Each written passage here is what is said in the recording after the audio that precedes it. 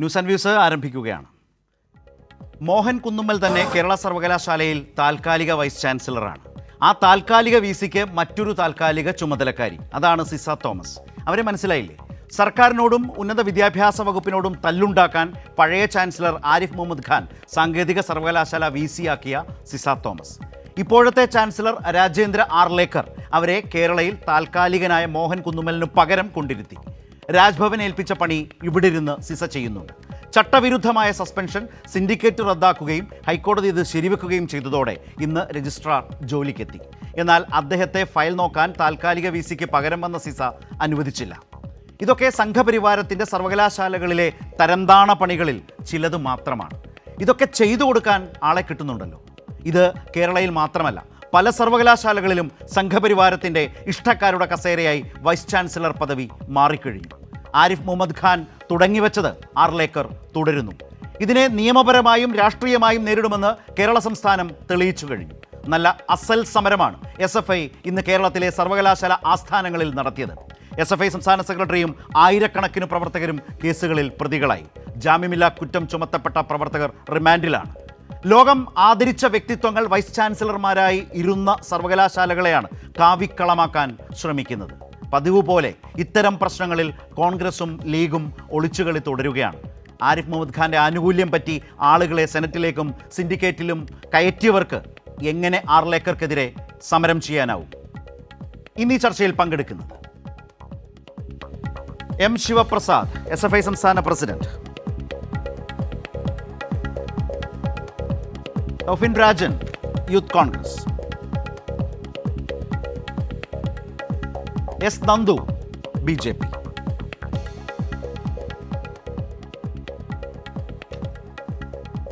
ഇപ്പോൾ ഞങ്ങളുടെ പ്രതിനിധി കമലേഷ് ചേരുന്നു. ഇന്ന് പകൽ എത്രയോ മണിക്കൂറുകൾ നീണ്ടുനിന്ന അതിശക്തമായ സമരമാണ് തിരുവനന്തപുരത്ത് കേരള സർവകലാശാല ആസ്ഥാനത്തും മറ്റ് സർവകലാശാല കേന്ദ്രങ്ങളിലുമൊക്കെ കണ്ടത്.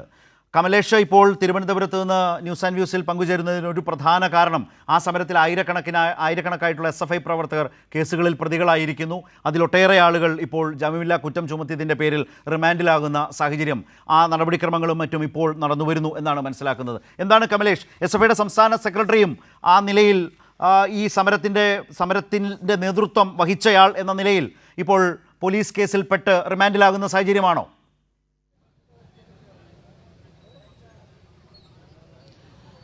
ശരത്, തീർച്ചയായും നിലവിൽ ഇപ്പോൾ ഇവർ പോലീസ് ക്യാമ്പിനകത്താണുള്ളത്. 27 പേർക്കെതിരെയാണ് കേസെടുത്തിട്ടുള്ളത്.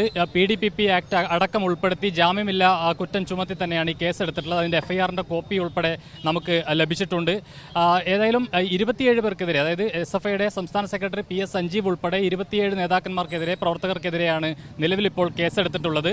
അതോടൊപ്പം 1000 പേർക്കെതിരെ, കണ്ടാലറിയാവുന്ന 1000 പേർക്കെതിരെയും കേസെടുത്തിട്ടുണ്ട്. ഇതിലേറ്റവും പ്രധാനമായതും ആയിട്ടുള്ളൊരു കാര്യം എന്ന് പറയുന്നത് പോലീസുകാരെ ആക്രമിച്ചു എന്ന വകുപ്പ് ഉൾപ്പെടെ ഇതിനകത്ത് ചേർത്തിട്ടുണ്ട്. അതോടൊപ്പം സർവകലാശാല ജീവനക്കാരെ ദേഹോദ്രവം ഏൽപ്പിച്ചു എന്നതടക്കമുള്ള കുറ്റമുണ്ട്. പൊതുമുതൽ നശിപ്പിച്ച കേസുണ്ട്. ആ വാതിലൊക്കെ ചവിട്ടിപ്പൊളിച്ചു എന്നതടക്കമുള്ള കാര്യങ്ങളാണ് ഇതിനകത്ത് ചേർത്തിട്ടുള്ളത്. അതിൻ്റെ നഷ്ടപരിഹാരമുണ്ട്. 10,000 രൂപ ഇതിനകത്ത് നഷ്ടം സംഭവിച്ചതായും ചേർത്തിട്ടുണ്ട്. ഏതായാലും പൊതുമുതൽ നശിപ്പിച്ചു, പോലീസിനെ ആക്രമിച്ചു ഉൾപ്പെടെയുള്ള കുറ്റങ്ങൾ ചുമത്തിയാണ് ഇപ്പോൾ FIR രജിസ്റ്റർ ചെയ്തിട്ടുള്ളത്. 27 പേരെയാണ് ഇതിൽ പ്രതികളാക്കിയിട്ടുള്ളത്. ഒന്നാം പ്രതി SFIയുടെ സംസ്ഥാന സെക്രട്ടറി PS സഞ്ജീവാണ്. നിലവിൽ ഇപ്പോൾ ഇവരുടെ ഈ എഴുത്തുകുത്ത് പരിപാടികളൊക്കെ നടക്കുകയാണ് പോലീസ് ക്യാമ്പിനകത്ത്. അതിനുശേഷം ഇവരുടെ വൈദ്യപരിശോധനയ്ക്കായി ഈ SFI പ്രവർത്തകരെ പുറത്തേക്ക് കൊണ്ടുവരുമെന്നാണ് ഇപ്പോൾ പ്രതീക്ഷിക്കുന്നത്. അതിനുശേഷം ഒരുപക്ഷെ ജഡ്ജിയുടെ വസതിയിലോ മറ്റോ ഹാജരാക്കി പ്രവർത്തകരെ റിമാൻഡ് ചെയ്യാൻ ആവശ്യമായ നടപടികളിലേക്കാണ് പോലീസ് കടക്കുന്നത് എന്നാണ് നമുക്കിപ്പോൾ പ്രാഥമികമായി മനസ്സിലാക്കാൻ കഴിയുന്നത്. ശരത്. റൈറ്റ്, കമലേഷാണ് വിശദാംശങ്ങൾ ഇപ്പോൾ നൽകിയിട്ടുള്ളത്. ഈ സമരത്തെ തുടർന്നുള്ള മറ്റ് നടപടിക്രമങ്ങൾ എങ്ങനെ പുരോഗമിക്കുന്നു എന്നതുമായി ബന്ധപ്പെട്ട് 27 പേർക്കെതിരെ കേസെടുത്തിരിക്കുന്നു. 1000-ഓളം പ്രവർത്തകർക്കെതിരെയാണ് കണ്ടാലറിയാവുന്നവർ എന്ന നിലയിൽ കേസിൽ ചുമത്തപ്പെട്ടിട്ടുള്ളത്. അങ്ങനെ നീങ്ങുകയാണ് ആ സമരത്തെ തുടർന്നുള്ള കേസ് നടപടികളുടെ ആ നീണ്ട പട്ടിക. ഇന്ന് വിവിധ സർവകലാശാല ആസ്ഥാനങ്ങളിലായിരുന്നു ഈ വിധം SFIയുടെ മണിക്കൂറുകൾ നീണ്ട അതിശക്തമായ സമരം. KSU പ്രതിനിധി തൗഫിക് രാജൻ നമ്മൾക്കൊപ്പം ഉണ്ട്. ഇതിൽ SFI വളരെ ശക്തമായി ഒരു സമൂഹത്തിന് കൃത്യമായി ബോധ്യപ്പെടും വിധത്തിലേക്ക് ഒരു വിട്ടുവീഴ്ചയും ആർലേക്കർ, ആരിഫ് മുഹമ്മദ് ഖാൻ്റെ തുടർച്ചയിൽ ആർലേക്കർ എങ്ങനെ കേരളത്തിൻ്റെ സർവകലാശാലകളെ സംഖ്യവൽക്കരിക്കുന്നു, കാവ്യവൽക്കരണം എങ്ങനെ നടപ്പാക്കുന്നു, ഒരു വിട്ടുവീഴ്ചയും ഇല്ലാതെ തന്നെ അതിശക്തമായി തന്നെ അതിനെതിരെ പോരാടും എന്ന് SFI ഇന്ന് ഈ ശക്തമായ സമരത്തിലൂടെ ഒരു നിലപാട് മുന്നോട്ട് വെച്ചിട്ടുണ്ട്. ആർലേക്കർ അത്തരം കേരളത്തിൻ്റെ പ്രതിഷേധം അർഹിക്കുന്ന ആൾ തന്നെയാണ് എന്ന് KSUവും പൊതുവിൽ ആ രാഷ്ട്രീയവും കരുതുന്നുണ്ടോ തൗഫീഖ്?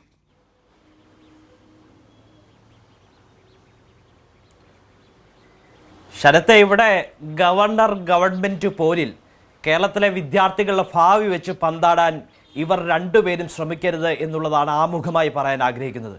കേരളത്തിലെ പൊതുവിദ്യാഭ്യാസ മേഖല, ഉന്നത വിദ്യാഭ്യാസ മേഖല സമാനതകളില്ലാത്ത തരത്തിലുള്ള പ്രതിസന്ധി നേരിട്ടുകൊണ്ടിരിക്കുന്ന വർത്തമാന കാലഘട്ടത്തിൽ ആ വിഷയങ്ങൾ ചർച്ച ചെയ്യേണ്ടതിന് പകരം ഇത്തരത്തിലുള്ള വിഷയങ്ങളിലേക്ക് വഴിമാറ്റി വിടുന്നത് വ്യക്തമായുള്ള അജണ്ടയുടെ ഭാഗമാണ് എന്നുള്ള കാര്യത്തിൽ തർക്കമില്ല. ശരത്തിന് വളരെ കൃത്യമായി അറിയാമല്ലോ, കേരളത്തിലെ 13 സർവകലാശാലകളിൽ 12 സർവകലാശാലകളിലും താത്കാലിക VC-മാരാണ്. SFIക്ക് ഈ വിഷയത്തിൽ നോ കമൻസ് ആണ്. അതിനോടൊപ്പം തന്നെ കേരളത്തിലെ 66 ഗവൺമെൻറ് കോളേജുകളിൽ 65 ഗവൺമെൻറ് കോളേജുകളിലും പ്രിൻസിപ്പൽമാരില്ല. ഈ വിഷയത്തിൽ SFIക്ക് നോ കമൻസ് ആണ്. കേരള സർവകലാശാലയിൽ അടുത്ത കാലത്തെങ്ങും ഒരു സർട്ടിഫിക്കറ്റ് ഒപ്പിടാൻ കഴിയാത്ത തരത്തിലേക്ക് ഒരു ഭരണ പ്രതിസന്ധി ഉണ്ടാക്കി ആയിരക്കണക്കിന് വിദ്യാർത്ഥികളുടെ ഭാവി തുലാസിലാക്കിയ വിഷയത്തിൽ SFIക്ക് നോ കമൻസ് ആണ്. ഇതിലൊക്കെ മനമെടുത്ത് ഹയർ സെക്കൻഡറി തലത്തിന് ശേഷം, ഹയർ സെക്കൻഡറി വിദ്യാഭ്യാസത്തിന് ശേഷം ഉന്നത വിദ്യാഭ്യാസത്തിനായി കേരളം വിട്ട് മറ്റു സംസ്ഥാനങ്ങളിലേക്കും മറ്റു രാജ്യങ്ങളിലേക്കും കുടിയേറുന്നവരുടെ ശതമാനം 42% വിദ്യാർത്ഥികളുടെ ശതമാനം. ആ വിഷയത്തിൽ SFIക്ക് നോ കമൻസ്. വലിയ രീതിയിൽ ബ്രെയിൻ ഡ്രെയിൻ സംഭവിച്ചുകൊണ്ടിരിക്കുകയാണ്. അപ്പോൾ ഈ വിഷയങ്ങളിലെല്ലാം നോ കമൻസ് നിലപാട് തുടരുന്ന SFIയുടെ നിലപാടാണ് ശരത്തെ ഈ ഘട്ടങ്ങളിൽ ഏറ്റവും സംശയാതീതമായി മാറിക്കൊണ്ടിരിക്കുന്നത്. KSU നിലപാട് വ്യക്തമാക്കേണ്ട ഘട്ടങ്ങളിലെല്ലാം വളരെ കൃത്യമായി മുന്നോട്ട് പോയിട്ടുണ്ട്. ഇവിടെ ശരത്തിന് വളരെ കൃത്യമായി അറിയാമല്ലോ, SFI സമരം ചെയ്തതിനേക്കാൾ വർദ്ധിത വീര്യത്തോടു കൂടി പറയൂ തൗഫീഖ്. ഇന്നത്തെ ഒരു ദിവസം അല്ലെങ്കിൽ ഇപ്പോൾ കടന്നു പോകുന്ന ദിവസങ്ങളിൽ KSU ഒരു നിലപാടും അഭിപ്രായവും സമരവും ചെയ്യേണ്ടവരല്ല എന്നാണോ? സമയം ആവശ്യം വരുമ്പോൾ പറയാമെന്നാണ്, ഇപ്പോൾ ആവശ്യമില്ല എന്നാണ് അതിൻ്റെ അർത്ഥവും തോന്നുന്നു. KSU നിലപാട് കേരളത്തിലെ വിദ്യാർത്ഥികളോടൊപ്പമാണ്. കേരളത്തിലെ വിദ്യാർത്ഥികളുടെ ഭാവി വെച്ച് പന്താടാൻ ഇവരുടെ നാടകം കൊണ്ട് അനുവദിക്കില്ല എന്നുള്ളതാണ് KSU നിലപാട്. ഗവർണറും ചേർന്ന് വിദ്യാർത്ഥികളുടെ ഭാവി തുലയ്ക്കരുത് എന്നുള്ളതാണ് KSU നിലപാട്. ചാൻസലറും വൈസ് ചാൻസലർമാരും, താങ്കൾ പറഞ്ഞ പോലത്തെ ദ സോ കോൾഡ് വൈസ് ചാൻസലർമാർ ചെയ്യുന്ന താൽക്കാലികക്കാർ, അവരെ കൂടി ചേർന്ന് ചെയ്യുന്നത് ഈ വിദ്യാർത്ഥികളുടെ ഭാവിക്ക് ഒട്ടും ഗുണകരമല്ലാത്ത കാര്യങ്ങളാണെങ്കിൽ അതിനെതിരെ സമരം ചെയ്യണ്ടേ? എന്തേ സമരം ചെയ്യാത്തത്?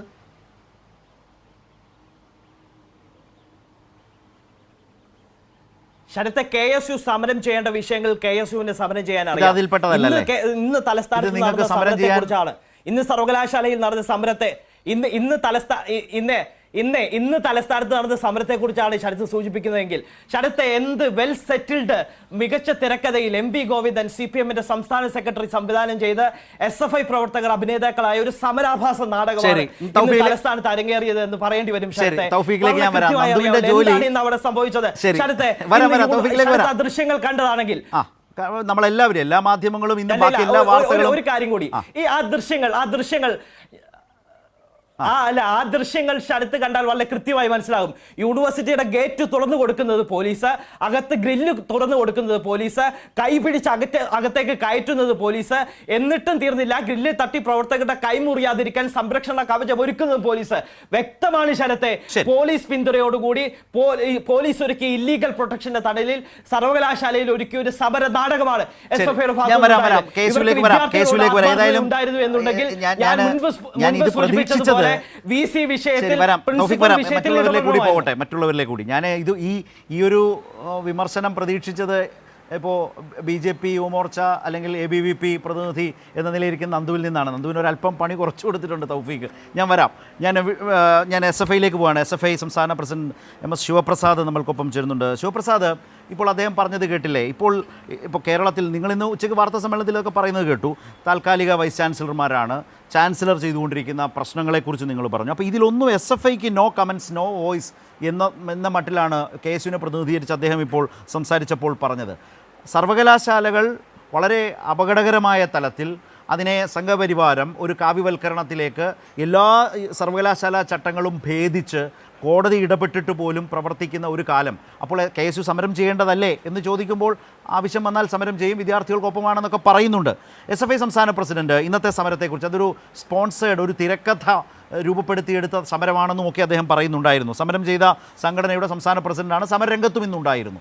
എന്തു പറയുന്നു ശിവപ്രസാദ്?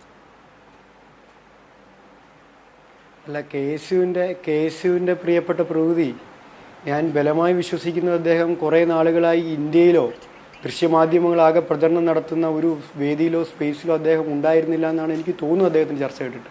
അല്ലെങ്കിൽ സാധാരണഗതിയിൽ മലയാള വാർത്തകൾ കാണുന്ന, മലയാള ഭാഷ മനസ്സിലാവുന്ന, കേരളത്തിലെ രാഷ്ട്രീയം വീക്ഷിക്കുന്ന ഏതൊരു മനുഷ്യനും കഴിഞ്ഞ കാലങ്ങളിൽ, ഇന്നലകളിൽ എന്തായിരുന്നു കേരളത്തിലെ SFI ഈ VCക്കെതിരായും VCമാർക്കെതിരായും താൽക്കാലികമായി നിയമിക്കപ്പെടുന്ന VCമാർക്കെതിരായും RSS കേരളത്തിലെ ഉന്നത വിദ്യാഭ്യാസ മേഖലയിൽ നടത്തിക്കൊണ്ടിരിക്കുന്ന കാവ്യവൽക്കരണത്തിനെതിരായും എന്താണ് SFI നടത്തിക്കൊണ്ടിരുന്നത് എന്ന് അദ്ദേഹത്തിന് മനസ്സിലാകുമായിരുന്നു. നിർഭാഗ്യവശാൽ അദ്ദേഹത്തിനൊന്നും മനസ്സിലാവാതെ പോകുന്നു. ഞാൻ വിശ്വസിക്കുന്ന അദ്ദേഹം ഇവിടുത്തുകാരനല്ലാതായിരിക്കാം എന്നാണ് ഞാൻ വിശ്വസിക്കുന്നത്. ഞാൻ അതിലേക്ക് കടക്കാനേ ഉദ്ദേശിക്കുന്നില്ല. പക്ഷേ ഞാൻ അദ്ദേഹത്തിൻ്റെ പ്രതികരണം ആദ്യം മുതൽ അവസാനം വരെ ശ്രദ്ധിച്ചപ്പോൾ, ശരത്തേട്ടാ നിങ്ങൾ എവിടെയെങ്കിലും കേട്ടോ കേരളത്തിലെ ഉന്നത വിദ്യാഭ്യാസ മേഖലയെ സംഘപരിവാർ വൽക്കരിക്കാൻ RSS ശ്രമിക്കുന്നു എന്നൊരു വാക്ക് KSUവിൻ്റെ പ്രതിനിധി എവിടെയെങ്കിലും, ഇപ്പോൾ എൻ്റെ ഓഡിയോ സംവിധാനത്തിൻ്റെ പ്രശ്നമാണെങ്കിൽ ഞാൻ ക്ഷമ ചോദിക്കാം, പക്ഷേ അദ്ദേഹം പറഞ്ഞില്ല. എന്താ പറയാൻ പേടി? കേരളത്തിലെ ഉന്നത വിദ്യാഭ്യാസ മേഖലയെ ടാർഗറ്റ് ചെയ്ത് RSS നീങ്ങുന്നതിനെ തുറന്നു കാണിക്കാൻ KSUവിന് എന്താ പേടി? കേരളത്തിൽ RSS നടത്തിക്കൊണ്ടിരിക്കുന്ന വിദ്യാഭ്യാസ മേഖലയിൽ സംഘപരിവാർക്കരണത്തെ പറ്റി പറയാൻ എന്തിനാ KSU ഭയക്കുന്നത്? എന്തിനാ RSSകാരനായ ഗവർണറെ ഭയക്കുന്നത്?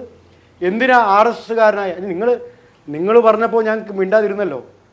നിങ്ങൾ പറഞ്ഞപ്പോൾ വളരെ സൗമ്യനായി, നിങ്ങളിനി എന്നെ എത്ര പ്രകോപിച്ചാലും ഞാൻ പ്രകോപിതനാവില്ല.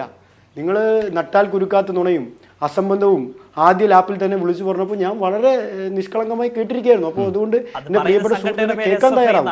കേൾക്കുകയാണല്ലോ സംവാദത്തിൻ്റെ ഏറ്റവും പ്രധാനപ്പെട്ട, പരസ്പരം കേൾക്കുകയും മനസ്സിലാക്കുകയും ചെയ്യലാണല്ലോ ഒരു സംവാദത്തിൻ്റെ പ്രധാനപ്പെട്ട അർത്ഥതലം.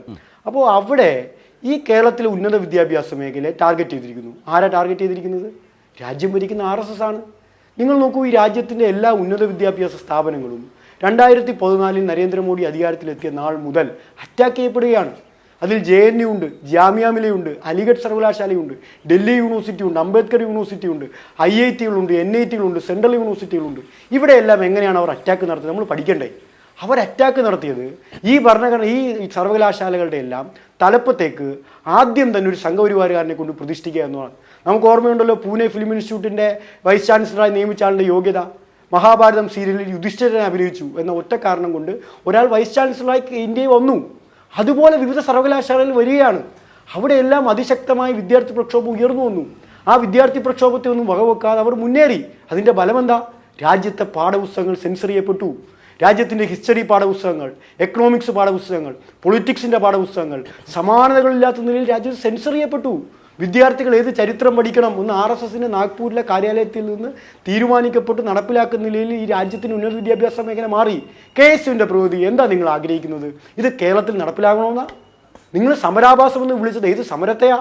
ഈ നടപടി കേരളത്തിൽ നടക്കാതിരിക്കാൻ വേണ്ടി ജീവൻ കൊടുത്ത് പ്രതിരോധിക്കാൻ ഇറങ്ങി നിന്ന് SFIക്കാരെയാണോ നിങ്ങൾ സമരാഭാസം എന്ന് കളിയാക്കി? നിങ്ങൾ സമരം ചെയ്യാനൊന്നും വരണം എന്ന് ഞാൻ നിങ്ങളോട് അഭ്യർത്ഥിക്കില്ല. കാരണം VD സവർക്കറിൻ്റെയും അതോടൊപ്പം തന്നെ RSS ചിഹ്നങ്ങളുടെയും മുന്നിൽ ഒരു മടിയുമില്ലാത്ത, ഉളുപ്പുമില്ലാതെ, ഒരു ജാള്യതയുമില്ലാതെ പോയി വിളക്ക് കത്തിക്കുന്ന നേതാക്കന്മാർക്ക് കീഴിൽ പഠിച്ചു വരുന്ന ട്രെയിനിങ് ഇൻസ്റ്റിറ്റ്യൂട്ടിൽ പഠിക്കുന്ന നിങ്ങൾ RSSനെതിരായി സമരം ചെയ്യണം എന്ന മനോമനസ്കമായ സമീപനം നിങ്ങൾ സ്വീകരിക്കണമെന്നൊന്നും ഞാൻ നിങ്ങളോട് അഭ്യർത്ഥിക്കാറില്ല. ഞാൻ വളരെ നിസ്സാരക്കാരൻ ഒരു വ്യക്തിയാണ്. നിങ്ങളോട് അത്രയും വലിയ രാഷ്ട്രീയമൊന്നും പറയാൻ പാങ്ങുള്ള ആളല്ല ഞാൻ. പക്ഷേ നിങ്ങൾ ഇതിനെ പുച്ഛിക്കാൻ പാടുണ്ടോ? ഇത് കേരളത്തിലെ ഉന്നത വിദ്യാഭ്യാസത്തെ സംരക്ഷിക്കാനുള്ള പോരാട്ടമാണ് പ്രിയപ്പെട്ട സുഹൃത്തെ. ആ പോരാട്ടത്തെ നിങ്ങൾ ഒറ്റുകൊടുക്കരുത്.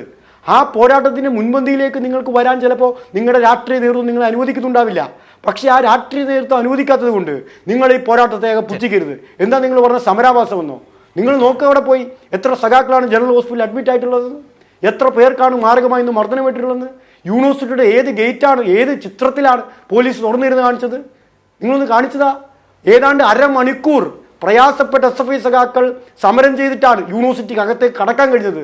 നിസ്സാരമായിരുന്നെങ്കിൽ ആ മാർച്ച് കടന്നു വന്നപ്പോൾ തന്നെ ഈ കേരളത്തിനകത്ത് നിങ്ങൾക്ക് എല്ലാവർക്കും കാണാമല്ലോ, SFIക്ക് അകത്ത് കയറാൻ പറ്റുമായിരുന്നല്ലോ. 2.5 മണിക്കൂറാണ് SFI സമരം നീണ്ടു നിന്നത്. ഒറ്റ തീരുമാനമാണ് SFI എടുത്തത്. ആ തീരുമാനം ഈ സർവകലാശാലയെ, കേരള സർവകലാശാലയെ സംഘപരിവാരവൽക്കരിക്കാൻ ശ്രമിക്കുന്ന, വിദ്യാർത്ഥി ഭാഷ നിഷേധിക്കുന്ന VC-യുടെ ചേംബർ ഞങ്ങൾ ഉപരോധിക്കും. പോലീസ് ആവുന്നത്ര ഞങ്ങളെ പ്രതിരോധിച്ചു. പോലീസ് പ്രതിരോധിക്കുമ്പോൾ ഞങ്ങൾ പറഞ്ഞു, ഞങ്ങൾക്ക് ഒറ്റ ഡിമാൻഡാണുള്ളത്. ഞങ്ങൾ പ്രഖ്യാപിച്ച സമരം കേരളത്തിലെ ഈ വൈസ് ചാൻസലർ ഓഫീസ് ഉപരോധിക്കുന്ന സമരമാണ്. ആ സമരം ഞങ്ങൾ നടത്തും. വളരെ പണിപ്പെട്ട് പ്രയാസപ്പെട്ട് ഞങ്ങളുടെ സഖാക്കൾ ആ സമരം പൂർത്തിയാക്കി. KSU അതിനെ മനസ്സിലാക്കിയിട്ടുള്ളത് അതൊരു പൂർണ്ണമായ തിരക്കഥയാണ്. പോലീസുകാർ നിങ്ങളുടെ പ്രവർത്തകരുടെ കൈമുറിയാതിരിക്കാൻ, പരിക്കുപറ്റാതിരിക്കാൻ പ്രത്യേകം ശ്രദ്ധിക്കുന്നു. എല്ലാ കരുതലോടും കൂടിയാണ് നിങ്ങൾക്കൊരു സമര കേന്ദ്രമായി അതിനെ മാറ്റിത്തന്നത്. മുഖ്യ കവാടം തുറന്നു തന്നു. അതിലൂടെ നിങ്ങൾ യഥേഷ്ടം കയറിപ്പോകുന്നു. നിങ്ങൾ സമരം ചെയ്യുന്നു. KSUക്കാർ സമരം ചെയ്താൽ, യൂത്ത് കോൺഗ്രസ്സുകാർ ഇപ്പോൾ സമരം ചെയ്താലൊന്നും പോലീസ് ഇങ്ങനെയല്ല സമീപിക്കുന്നത് എന്ന ഒരു ധാരണ മനസ്സിൽ വെച്ചുകൊണ്ട് SFIക്ക് സമരം ചെയ്യാനുള്ള അവസരമൊരുക്കിയത് പോലീസാണെന്നാണ് അദ്ദേഹം പറഞ്ഞതിലെ ഒരു പ്രധാനപ്പെട്ട ഭാഗം.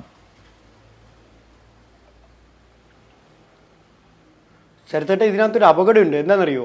ഇതിനകത്തൊരു അപകടം സത്യത്തിൽ KSUവിൻ്റെ പ്രകൃതി യഥാർത്ഥത്തിൽ ഞാൻ മനസ്സിലാക്കുന്നത് RSSന് വേണ്ടി പണിയെടുക്കുകയാണ്.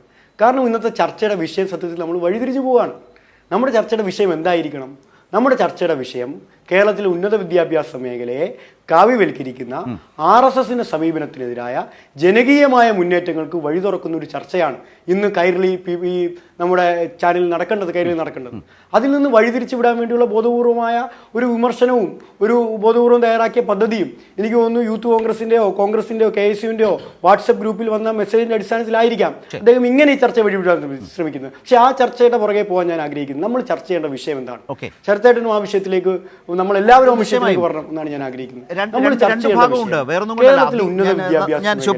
ഉന്നത വിദ്യാഭ്യാസ മേഖല വരാം. അതായത് ഇന്ന് അതിശക്തമായ സമരം, യാതൊരു സംശയവുമില്ല. എല്ലാ മാധ്യമങ്ങളും മറ്റെല്ലാ വാർത്തകളും മാറ്റിവെച്ച് SFI ഇന്ന് നടത്തിയ സമരത്തെ മണിക്കൂറുകളോളം നൽകേണ്ടി വന്നു. മറ്റു മാധ്യമങ്ങളെന്ന് പറയുന്നതിനകത്ത് ഈ കാലത്ത്, ഈ സമീപകാലത്ത് അല്ലെങ്കിൽ ഈ കഴിഞ്ഞ കുറേ നാളുകളായി കേരളത്തിൽ ഒരുപറ്റം മാധ്യമപ്രവർത്തകരോ മാധ്യമങ്ങളോ ഇടതുപക്ഷത്തോടും SFIയോടും ഇവിടുത്തെ സർക്കാരിനോടും ഒക്കെ എടുക്കുന്നൊരു സമീപനം നമുക്കെല്ലാം അറിയാം. അതൊക്കെ ഉള്ളപ്പോൾ തന്നെ ഇന്ന് നൽകേണ്ടി വന്നു. ഞാൻ കണ്ടൊരു വലിയ മാറ്റം അതാണ്.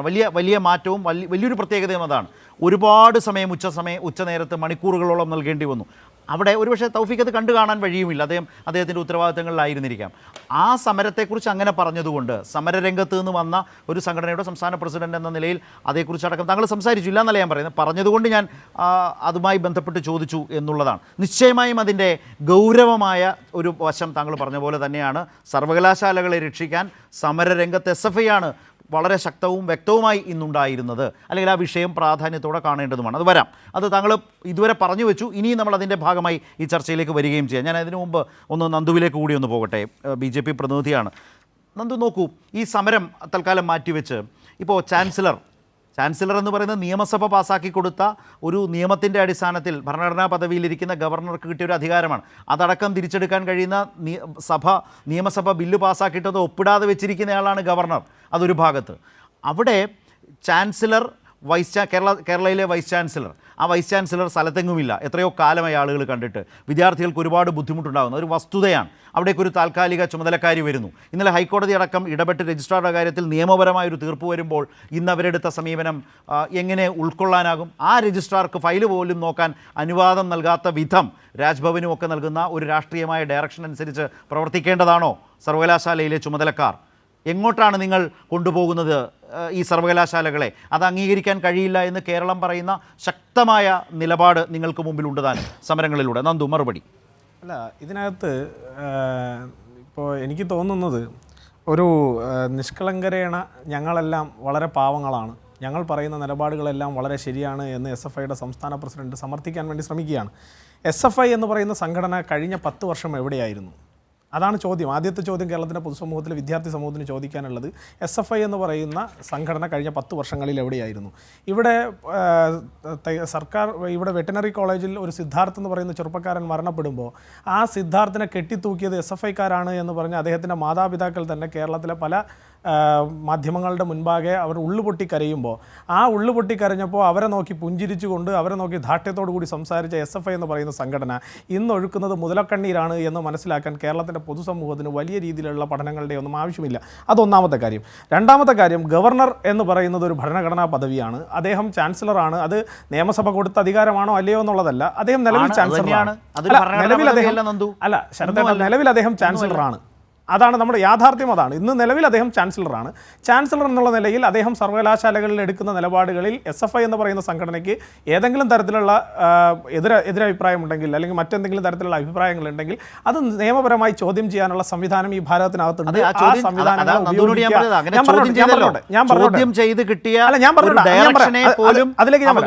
അതിലേക്ക് ഞാൻ വരാം.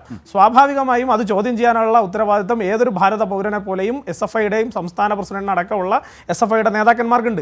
അങ്ങനെയുള്ള ഒരു അവസരം ഉപയോഗിക്കാതെ ഇത്തരത്തിൽ സർവകലാശാലകളെല്ലാം വളരെ പരിപാവനമാണ് എന്ന് പറയുന്ന SFI, മുതലക്കണ്ണീരൊഴുക്കുന്ന SFI ഇന്ന് സർവകലാശാലയ്ക്കകത്ത് നടത്തിക്കൂട്ടിയതൊരു പേക്കൂത്താണ് എന്ന് കേരളത്തിൻ്റെ പൊതുസമൂഹത്തിന് മറക്കാൻ കഴിയാതെ അടയാളപ്പെടുത്തിയിരിക്കുന്ന കാര്യം തന്നെയാണ്.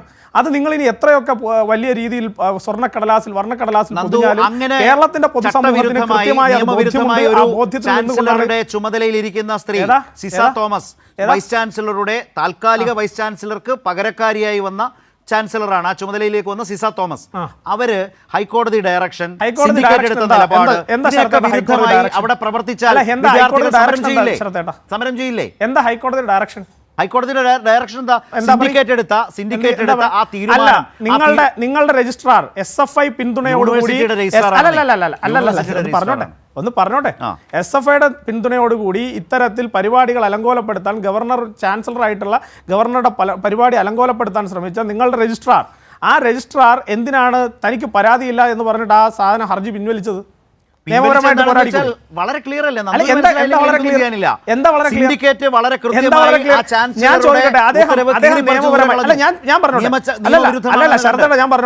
അദ്ദേഹം നിയമപരമായി കോടതിയിലേക്ക് പോയി. അദ്ദേഹം ഇപ്പോൾ വൈസ് ചാൻസലർ നടത്തിയിട്ടുള്ള പ്രവർത്തനം തെറ്റാണ് എന്ന് പറഞ്ഞുകൊണ്ട്, അല്ലെങ്കിൽ അദ്ദേഹത്തിന് ഭരണഘടനാപരമായി അല്ലെങ്കിൽ അദ്ദേഹത്തിന് സംഘടനാപരമായി അതിനകത്ത് അധികാരമില്ല എന്ന് പറഞ്ഞുകൊണ്ട് നിങ്ങൾ ഹൈക്കോടതിയിലേക്ക് പോയി. ഹൈക്കോടതി കൃത്യമായിട്ട് കുറെ ചോദ്യങ്ങൾ ചോദിച്ചു. ആ ചോദ്യങ്ങൾ കേട്ട മാത്രയിൽ ഇവിടെ സിൻഡിക്കേറ്റ് കൂടി ഞാൻ പറഞ്ഞോട്ടെ, നിങ്ങൾ എന്തിനാ ശിവപ്രസാദ് സംസാരിച്ചപ്പോൾ താങ്കൾ ഇടപെട്ടില്ല. ശിവപ്രസാദിനോടും ചോദിച്ചു, നിങ്ങളുടെ സമരത്തെക്കുറിച്ച്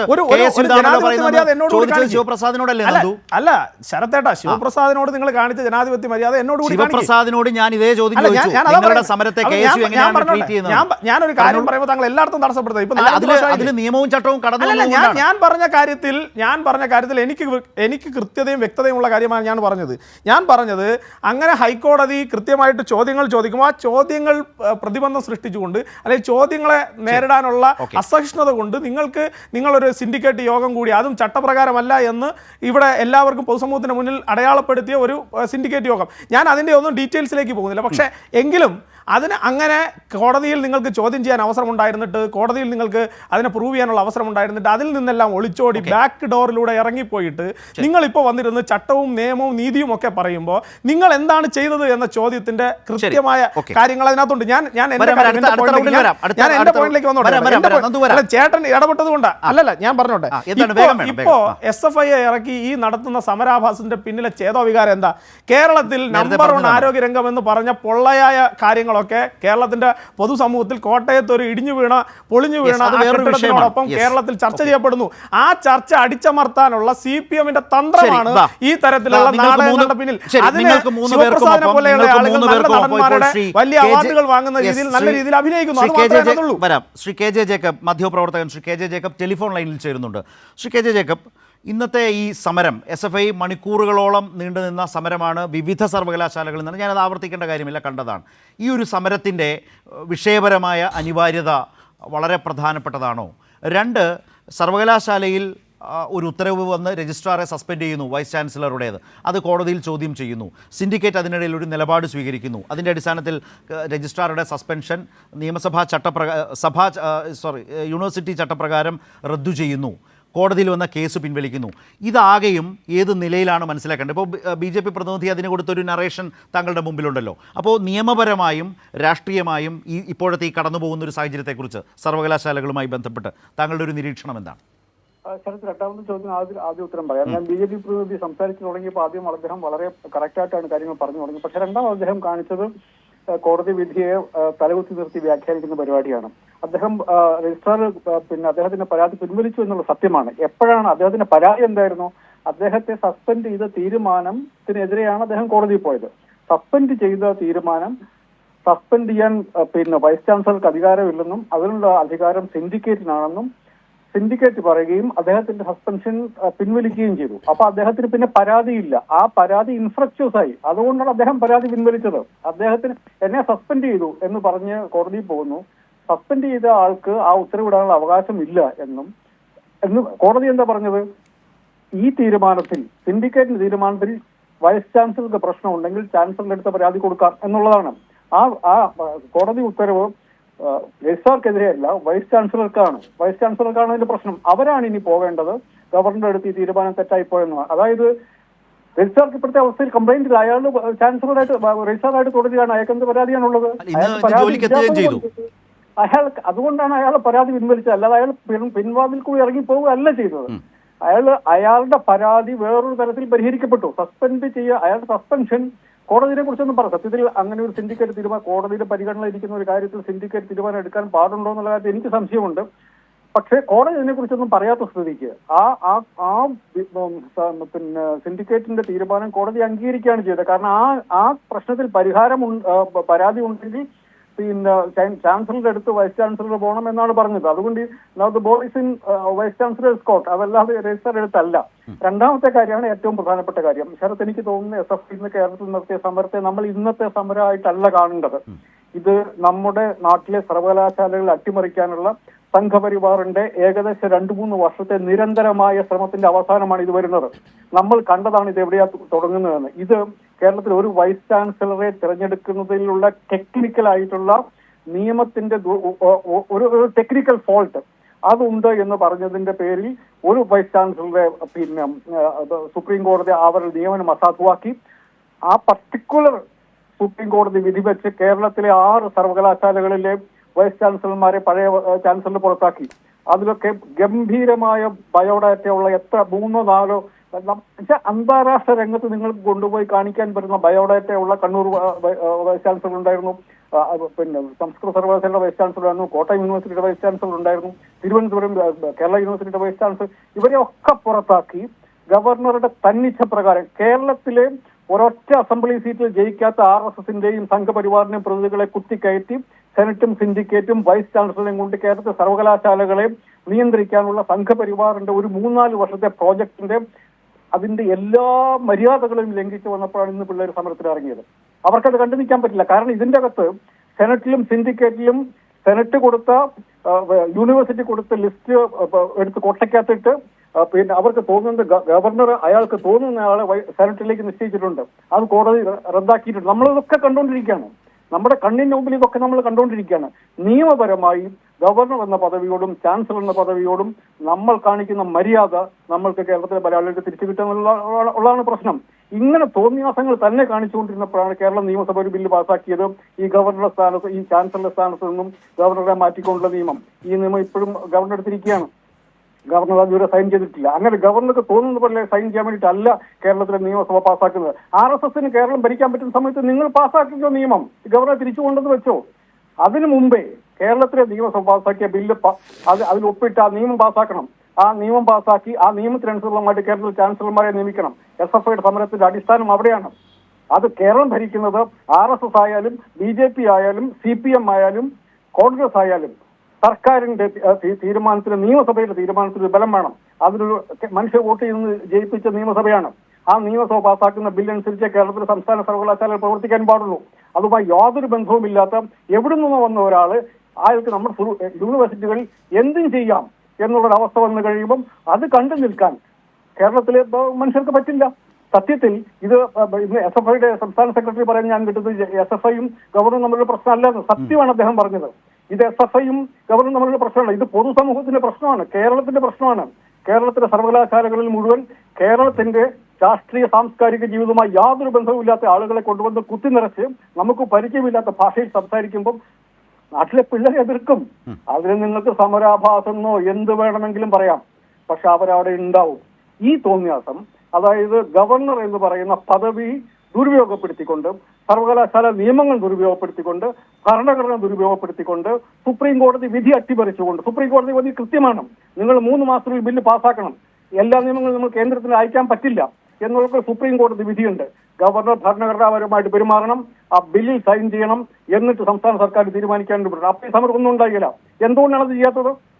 എന്ത് ധാരണയുടെ പുറത്താണ് ഗവർണർ ബിൽ സൈൻ ചെയ്യാത്തത്? എന്താണ് എന്ത് ന്യായമാണ് പറയാനുള്ളത്?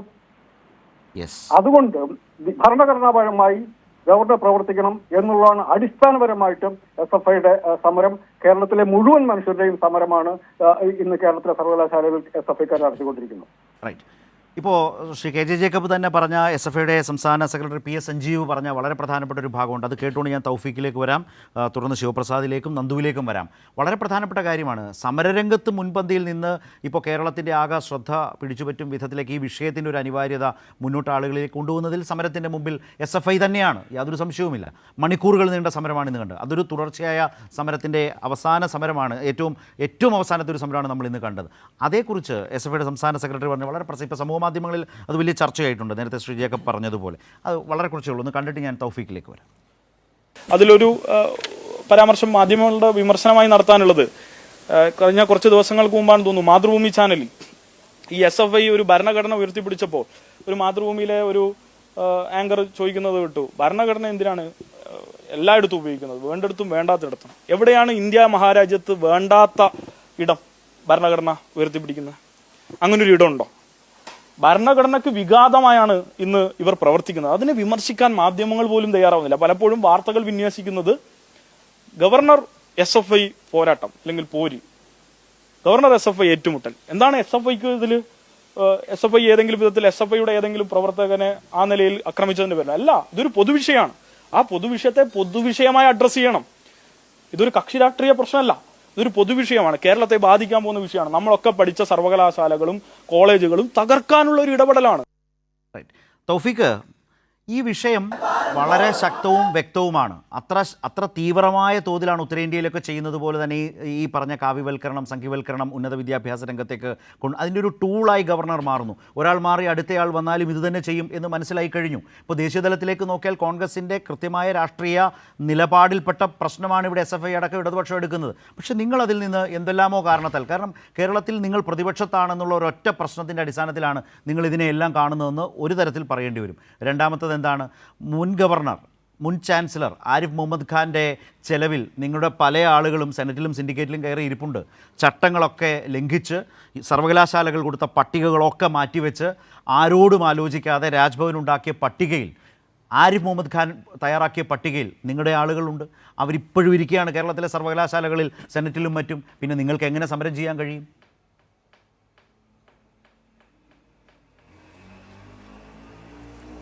ശരത്തിന് വല്ലാത്ത രീതിയിൽ SFIയെ പ്രൊട്ടക്ട് ചെയ്യേണ്ട, ശിവപ്രസാദിനെ പ്രൊട്ടക്ട് ചെയ്യേണ്ട, SFI സംസ്ഥാന പ്രസിഡന്റിനെയും സെക്രട്ടറിയും പ്രൊട്ടക്ട് ചെയ്യേണ്ട ധാർമ്മികമായിട്ടുള്ള ഉത്തരവാദിത്തം ഇന്നീ നിമിഷത്തെ ന്യൂസ് ആൻഡ് വ്യൂസിലുണ്ട്. അതെനിക്കറിയാം. ഞാൻ SFI സംസ്ഥാന പ്രസിഡന്റ് പറഞ്ഞ 1-2 കാര്യങ്ങൾക്കുള്ള മറുപടി പറഞ്ഞ ശേഷം അങ്ങ് പറഞ്ഞ ചോദ്യത്തിലേക്ക് വരാം. SFI സംസ്ഥാന പ്രസിഡന്റിനെ പോലെ മഹാനൊന്നുമല്ല ഞാൻ, എങ്കിൽ പോലും ഇവിടെ ആരാണ് ഒളിച്ചോടിയത് ഗവർണർക്കെതിരെ? ഇവിടെ ആർക്കാണ് ഗവർണറെ പേടി? ഒരു പേടിയും KSU എന്ന് പറയുന്ന സംഘടനയ്ക്കില്ല. SFI ആ രീതിയിൽ ചിത്രീകരിക്കാൻ ശ്രമിക്കുകയും വേണ്ട. ഇവിടെ അദ്ദേഹം പറഞ്ഞ ഒരു കാര്യത്തോട് യോജിക്കുന്നു. ഇവിടെ ഈ വിഷയത്തിൽ നിന്ന് വഴിതിരിച്ചു വിടാനാണ് ശ്രമിക്കുന്നത്.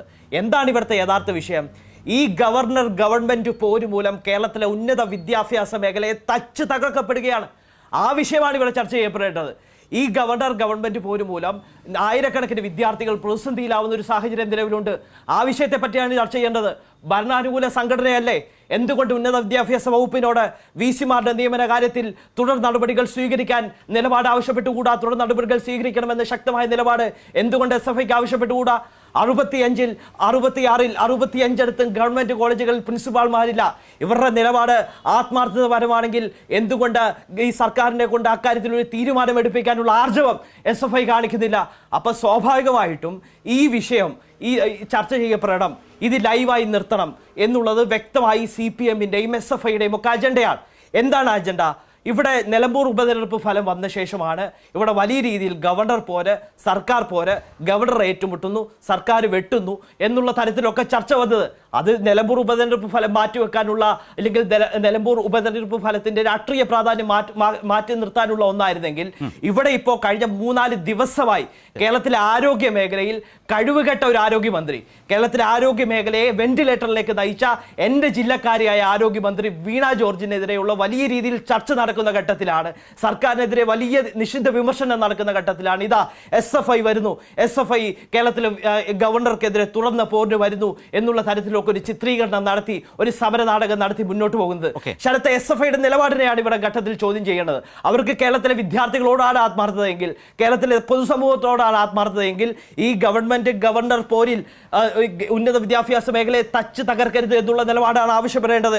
ഈ സർക്കാർ ഗവർണർ പടലപ്പിടക്കങ്ങൾ, ഞാൻ ആവർത്തിച്ചു വ്യക്തമാക്കുന്നു, സർക്കാർ ഗവർണർ പടലപ്പിടക്കങ്ങൾ അവസാനിപ്പിക്കാൻ, ഉന്നത വിദ്യാഭ്യാസ മേഖലയെ സംരക്ഷിക്കാൻ അടിയന്തര ഇടപെടൽ SFIയുടെ ഭാഗത്തു നിന്നുണ്ടാവണം. ഇവിടെ ഭരണാനുകൂല സംഘടനയല്ലേ SFI, അവർക്ക് അതിനു വേണ്ടിയിട്ടുള്ള ശ്രമങ്ങൾ നടത്താലോ. കേരളത്തിലെ മറ്റ് രാഷ്ട്രീയ ആ പോയിന്റ്സ് ക്ലിയർ ആയി, അത് ക്ലിയർ ആയി. ഒരു പോയിന്റ്സിന്റെ ഇവിടെ ശരത്തെ ഇവിടെ ശരത്ത് വളരെ കൃത്യമാണ്. അതുകൊണ്ട് തന്നെ ഞങ്ങൾ KSU ഇവിടെ ശക്തമായി ഞങ്ങളുടെ KSU ഇല്ല ഇവിടെ ശരത്തെ ഞങ്ങളുടെ ഇവിടെ അല്ല, അദ്ദേഹം വലിയ രീതിയിൽ ഈ RSS വിരുദ്ധരാണ് എന്ന് വലിയ രീതിയിൽ SFI ചിത്രീകരിക്കുമ്പോൾ KSU ഏതാണ്ട് RSSനെ പിന്തുണയ്ക്കുന്ന സമീപനമാണ് സ്വീകരിക്കുന്നത്. ഇവിടെ ശരത്തിന് വളരെ വ്യക്തമായി അറിയാമല്ലോ, സെനറ്റ് ഹാള് RSS പരിപാടിക്ക് വിട്ടുകൊടുത്തത് ആരാണ്? സെനറ്റ് ഹാള് ഈ സംഘപരിവാർ അനുകൂല സംഘടനയ്ക്ക് വിട്ടുകൊടുത്തത് ആരാണ്? അവിടെ അത്തരത്തിലൊരു സമരം നടന്നപ്പോ SFIയോടൊപ്പം SFIയേക്കാൾ വർദ്ധിത വീര്യത്തോടു കൂടി KSU സമരം ചെയ്യാനുണ്ടായിരുന്നു. ഞങ്ങളുടെ KSU ജില്ലാ പ്രസിഡന്റ് ഗോപു നെയ്യാറിനെയാണ് ഈ RSS പ്രവർത്തകർ ക്രൂരമായി മർദ്ദിക്കുന്ന സാഹചര്യം ഉണ്ടായത്. അന്ന് വൈകിട്ട് രാജ്ഭവനിലേക്ക് KSU മാർച്ച് നടത്തുന്ന ഒരു സാഹചര്യം ഉണ്ടായിരുന്നു. അന്ന് അവിടെ വെച്ച് KSU സംസ്ഥാന പ്രസിഡന്റ് പറഞ്ഞ വാക്കുകൾ ഞാൻ പറയാൻ ആഗ്രഹിക്കുകയാണ്. ഒരു സെക്കൻഡ്, അന്ന് KSU സംസ്ഥാന പ്രസിഡന്റ് പറഞ്ഞ വാക്കുകൾ പറയാൻ ഞാൻ ആഗ്രഹിക്കുന്നു. രാജ്ഭവനെ RSS കേന്ദ്രമോ സർവകലാശാലകളെ RSS ശാഖകളാക്കാൻ സർവകലാശാലകളെ RSS ശാഖകളാക്കി മാറ്റാൻ അനുവദിക്കില്ല എന്നുള്ളതാണ് വളരെ വ്യക്തമാണ്. അപ്പോൾ സ്വാഭാവികമായിട്ടും SFIക്ക് വിദ്യാർത്ഥികളോടാണ് കമ്മിറ്റ്മെന്റ് എങ്കിൽ ഇവിടെ മേഖല നേരിടുന്ന പ്രതിസന്ധികളാണ് പരിഹാരം. രണ്ട് പ്രതിനിധികളും ഈ സമരത്തിന്റെ പേരിൽ SFIയെ വിമർശിക്കുന്നത് ഒരേ ആംഗിളിൽ ഒരേ വിഷയങ്ങൾ ഉയർത്തിക്കാട്ടിക്കൊണ്ട്, അതിപ്പോൾ നിലമ്പൂരിന് ശേഷമാണ്, അല്ലെങ്കിൽ ഇപ്പോൾ ആരോഗ്യ മേഖലയുമായി ബന്ധപ്പെട്ട് അവരെടുക്കുന്ന ഒരു സമരത്തെ ഒന്ന് നിർവീര്യമാക്കാൻ വേണ്ടിയാണ് SFI സമരം ചെയ്യുന്നതെന്നൊക്കെയുള്ള തരത്തിലാണ് അവരത് പറഞ്ഞുകൊണ്ടുവരുന്നത്. വിഷയത്തിൻ്റെ ഗൗരവം വളരെ പ്രാധാന്യമുള്ളതാണ്. അതോടൊപ്പം തന്നെ ഇത്തരത്തിൽ നിങ്ങളുടെ മറ്റ് ഇതര വിദ്യാർത്ഥി സംഘടനകൾ മുന്നോട്ട് വെക്കുന്ന വിമർശനങ്ങൾ കൂടി മറുപടി.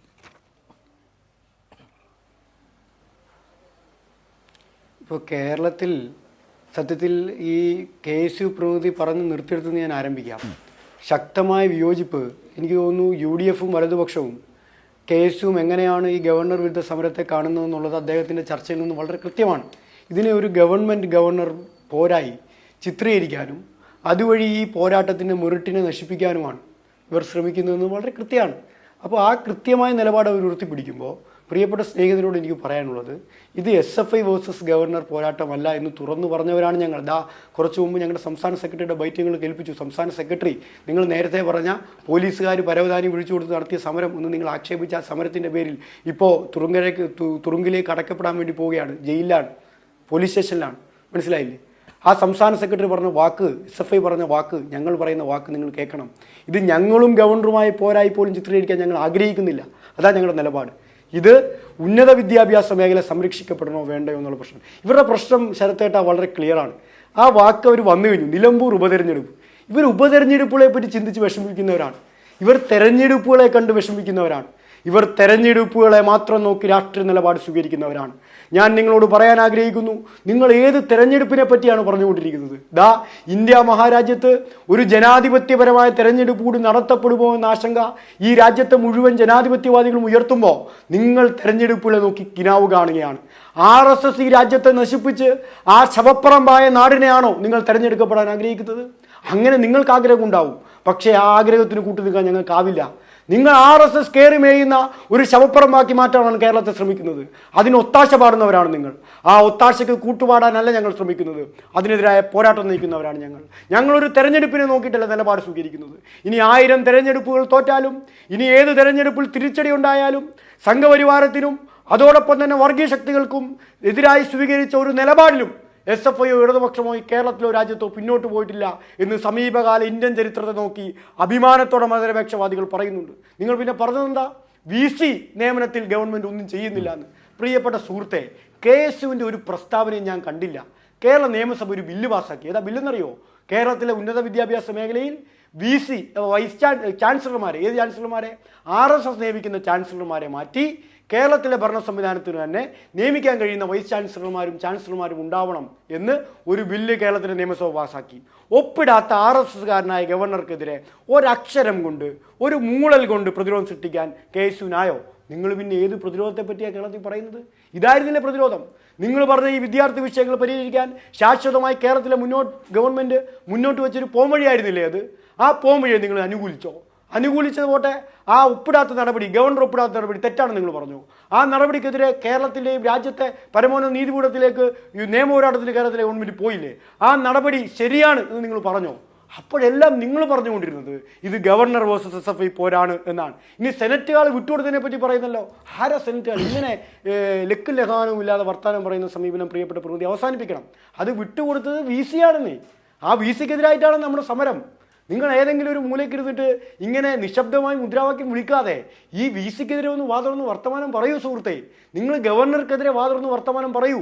ഇത് RSS വൽക്കരണമാണെന്ന് തുറന്നു പറയാൻ നിങ്ങൾ തയ്യാറാവൂ. നിങ്ങൾക്ക് എന്തിനാണ് ഭയക്കുന്നത്? ഇനി നിങ്ങളുടെ ഏതെങ്കിലുമൊക്കെ വാക്കി നേതാക്കന്മാരുടെ ചിത്രം RSSകാരെ പുറത്തു വിടുമോ എന്ന ഭയമാണോ? വി ഡി സതീശൻ അറിഞ്ഞോ അറിയാതെയോ മനസ്സിലാകട്ടെ. VD സതീശൻ പറഞ്ഞപ്പോ അപ്പൊ തന്നെ VD സതീശന്റെ ഫോട്ടോ RSS പുറത്തു വിട്ടല്ലോ. നിങ്ങൾ പറഞ്ഞപ്പോ വളരെ ജനാധിപത്യപരമായി കേട്ടിരുന്നു. നിങ്ങൾ അധിക്ഷേപം പറഞ്ഞപ്പോഴും ആക്ഷേപം പറഞ്ഞപ്പോഴും ഞാൻ മിണ്ടാതിരുന്ന് കേട്ട ആളല്ലേ സുഹൃത്തെ? നിങ്ങൾ കേൾക്കൂ. അപ്പോൾ ആ നിലയിൽ കേരളത്തിനകത്തെ കോൺഗ്രസ്സുകാർ ഭയക്കുകയാണ്, KSUക്കാർ ഭയക്കുകയാണ്. പണ്ട് എപ്പോഴെങ്കിലും ശാഖയിൽ പോയ ചിത്രം RSSകാർ പുറത്തു വിടുമോ എന്ന ഭയത്തിൽ ഗവർണർക്കെതിരെ ഒരക്ഷരം മിണ്ടാതെ ഇത് RSS വൽക്കരണമാണ്, ഇത് സംഘപരിവാർ വൽക്കരണമാണ് എന്ന് തുറന്നു പറയാൻ ധൈര്യമില്ലാത്തവരായി തെരഞ്ഞെടുപ്പുകളെ മാത്രം ലക്ഷ്യം വെച്ച് നീങ്ങുന്നവരായി അവർ മാറുന്നു. മതനിരപേക്ഷവാദികളായ ജനങ്ങൾ ഇതെല്ലാം കാണുന്നുണ്ട് സുഹൃത്തുക്കളെ. നിങ്ങൾക്ക് എങ്ങനെ തെരഞ്ഞെടുപ്പുകളെ മാത്രം ലക്ഷ്യം വെച്ച് നിലപാട് സ്വീകരിച്ചാൽ കേരളത്തിലെ മതനിരപേക്ഷതയെ നിങ്ങൾക്ക് സംരക്ഷിക്കാനാവില്ല എന്ന ബോധ്യം നിങ്ങൾക്കുണ്ടാവേണ്ടതായിട്ടുണ്ട്. അതുകൊണ്ട് ശക്തമായ നിലപാട് സ്വീകരിക്കാൻ നിങ്ങൾ ഇപ്പോഴും സ്വാഗതം ചെയ്യുകയാണ്. നിങ്ങൾ ശക്തമായ നിലപാട് സ്വീകരിക്കും. നിങ്ങൾ സമരം ചെയ്യരുതല്ലേ നിങ്ങൾ പറയുന്നത്? നിങ്ങൾ ശക്തമായ നിലപാട് സ്വീകരിക്കണം. പിന്നെ BJP പ്രതിനിധിയുടെ അഭിപ്രായങ്ങൾ എത്രയോ പരിഹാസമാണെന്ന് എനിക്ക് മുന്നേ തന്നെ സംസാരിച്ച പ്രിയപ്പെട്ട KJ തോമസ് ഇവിടെ വിശദീകരിച്ചു കഴിഞ്ഞു. എന്തൊക്കെയാണ് അദ്ദേഹം പറയുന്നത്? അദ്ദേഹം പറഞ്ഞത് VCയെ ചോദ്യം ചെയ്യാൻ അവസരമുണ്ട്. പ്രിയപ്പെട്ട സുഹൃത്തെ, നിങ്ങൾ ആ VC ഒന്ന് വിളിച്ചുകൊണ്ട് പോവാ. അദ്ദേഹം RSS ശാഖയിലേക്ക് ഇടയ്ക്ക് വരുന്നുണ്ടോ? മോഹൻ കുന്നുമൽ. ആ മോഹൻ കുന്നുമൽ RSS ശാഖയിൽ വരുമ്പോൾ നിങ്ങളൊന്ന് പറയണം. VC എന്ന് പറഞ്ഞാൽ അദ്ദേഹം പോയിരിക്കേണ്ട സ്ഥലം RSS ശാഖയല്ല, സർവകലാശാലയുടെ ആസ്ഥാനത്താണ്. എത്ര ദിവസമാണ് VC ആയി ചുമലേറ്റ ശേഷം മോഹനൻ കുന്നുമൽ കേരള യൂണിവേഴ്സിറ്റി വന്നിട്ടുള്ളത്? നിങ്ങൾ ചോദിച്ചോ? ഞങ്ങളുടെ മുന്നിലൊന്നും അയാളെ കിട്ടുന്നില്ല. അയാളെ കിട്ടുന്നത് നിങ്ങളുടെ മുന്നിലാണല്ലോ, ശാഖയിലാണല്ലോ കിട്ടുന്നത്. ഒന്ന് ചോദിക്കണ്ടേ നിങ്ങൾ അങ്ങോട്ടൊന്ന് പോകുന്നുണ്ടോ എന്ന്? ഈ VCയുടെ ശമ്പളവും ആനുകൂല്യം അയാൾ വാങ്ങുന്നുണ്ടല്ലോ. അയാൾ എന്താ ചെയ്യുന്ന പണി? അയാൾ വരുന്നില്ല.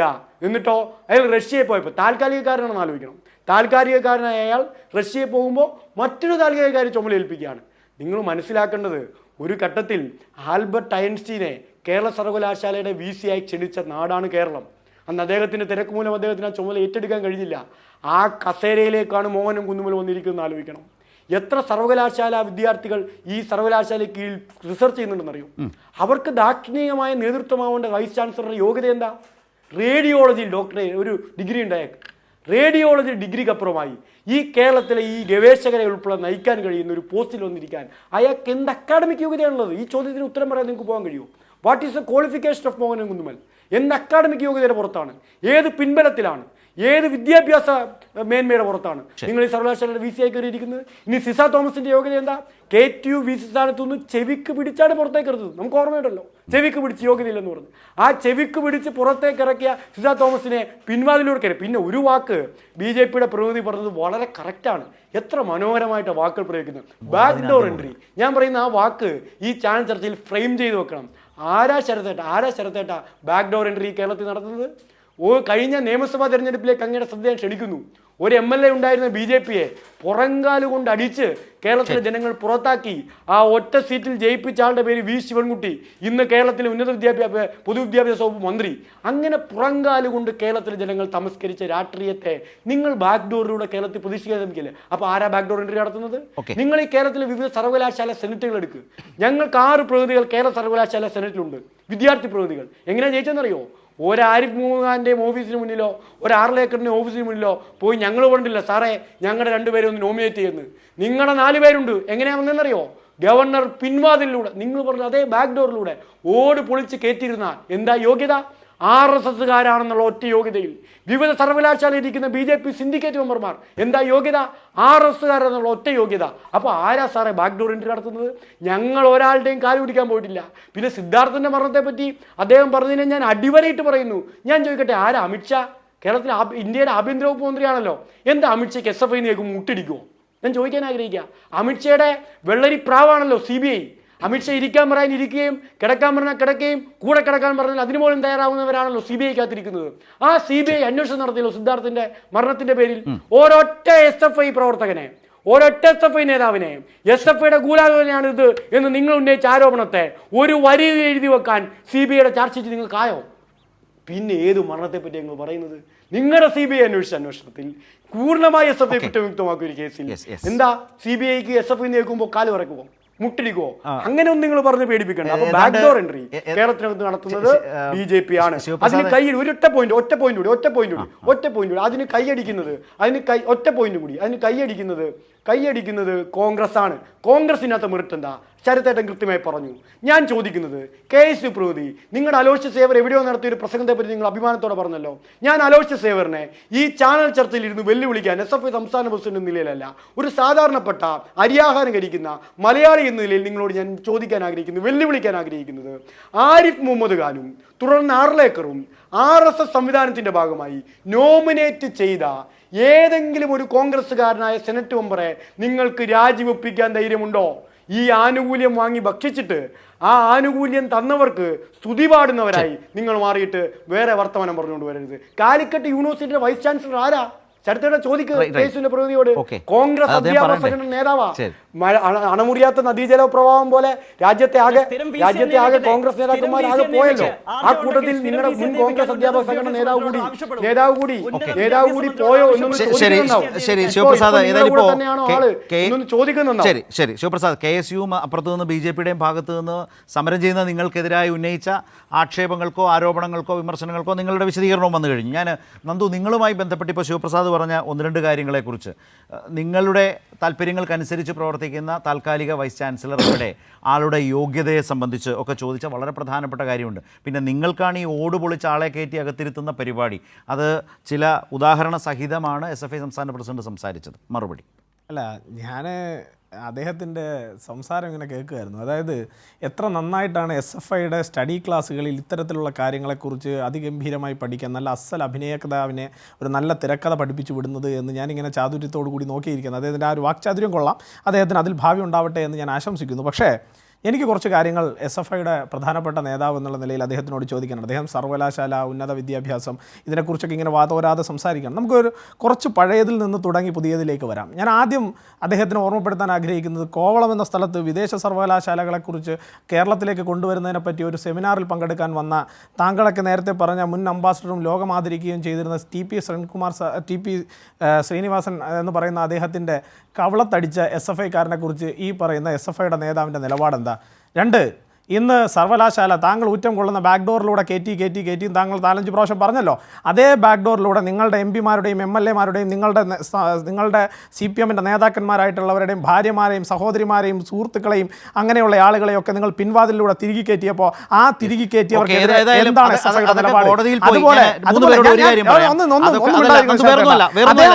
എന്താണ് വസ്തുതകളില്ലാത്ത പല കാര്യങ്ങളും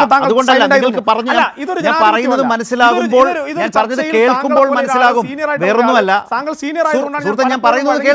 ഞാൻ പറയുന്നത് കേൾക്ക്. വളരെ പ്രധാനപ്പെട്ട ഒരു വാർത്തയുടെ വിശദാംശങ്ങളിലേക്ക് പോകേണ്ടത് കൊണ്ടാണ് കോന്നിയിലുണ്ടായ പാറമട ദുരന്തത്തിൽ അവിടെ നിന്ന് കാണാതായ 2 പേരുണ്ടായിരുന്നു. ഒരാളുടെ മൃതദേഹം ഇന്നലെ ലഭിച്ചു. ഇപ്പോൾ ആ ദൃശ്യങ്ങൾ അടക്കമുള്ളത് കൊണ്ടാണ് ദയവായി ഈ പ്രതിനിധികൾ ഈ ചർച്ചയിൽ വന്ന ആളുകൾ അത് മനസ്സിലാക്കുക. ഇപ്പോൾ വളരെ പെട്ടെന്ന് അതുമായി ബന്ധപ്പെട്ട വിവരങ്ങൾ അവിടെ നിന്നു. 2ാമത്തെ ആളുടെയും മൃതദേഹം കണ്ടുകിട്ടി എന്ന വിവരം വന്നതുകൊണ്ടാണ് അതിലേക്ക് പോകേണ്ടതായി വന്നത്. എല്ലാ മാധ്യമങ്ങളും അതിലേക്ക് പോകുന്ന ഒരു സാഹചര്യം, ചർച്ച മാറ്റിവെച്ച് അതിലേക്ക് പോകുന്ന സാഹചര്യമാണ്. ദയവായി നിങ്ങൾ 3 പേരും, ഇപ്പോൾ തൗഫീഖും അതുപോലെ തന്നെ ശിവപ്രസാദും അതുപോലെ തന്നെ ഇപ്പോൾ നന്ദുവും ഇതൊന്ന് ദയവായി മനസ്സിലാക്കുക. അതുപോലെ ശ്രീ KJ ജേക്കബും അദ്ദേഹവും ടെലിഫോൺ ലൈനിൽ ഈ ചർച്ചയുടെ ഭാഗമായി ഉണ്ടായിരുന്നു. ഇതിലേക്കൊന്നും പോകേണ്ട നില വന്നത് മനുഷ്യത്വപരമായൊരു സാഹചര്യമായതുകൊണ്ട്, അതുകൊണ്ടാണ് ഞാൻ പറഞ്ഞത് കാരണം പറയുമ്പോൾ നിങ്ങൾക്ക് മനസ്സിലാകും എന്ന് പറഞ്ഞത്. അതുകൊണ്ടാണ് നിശ്ചയമായും ഇത് കൂടുതലായി ഇനിയും ചർച്ച ചെയ്യേണ്ട ഒരു വിഷയം തന്നെയാണ്. ന്യൂസ് ആൻഡ് വ്യൂസ് അതുകൊണ്ട് ഈ വളരെ നിർഭാഗ്യകരമായ ദുഃഖകരമായ ഒരു വാർത്തയുടെ മറ്റു വിശദാംശങ്ങളിലേക്കും ദൃശ്യങ്ങളിലേക്കും നമ്മൾക്ക് പോകേണ്ടത് ഉണ്ട്. അതാണ് നമ്മൾ കണ്ടുകൊണ്ടിരിക്കുന്നത്. ആ ദൃശ്യങ്ങൾ തന്നെയാണ് കാണുന്നത്.